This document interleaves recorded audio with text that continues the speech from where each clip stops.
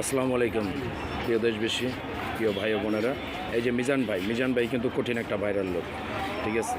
এটা আমরা সবাই জানি। তার গরিবের বুক, প্লেট ধুইতে হবে, নিজে নিজে খাবার নিতে হবে।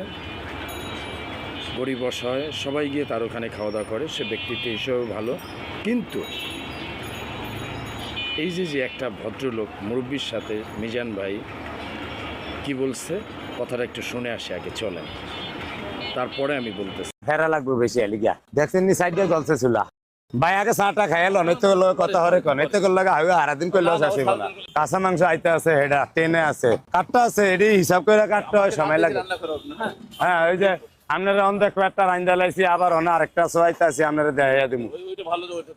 আচ্ছা আবার ওই আসিয়া 28 বার কইরা দেওন 30 সব হদ মিলিয়া বলছে, বলেন তো কি বলছে?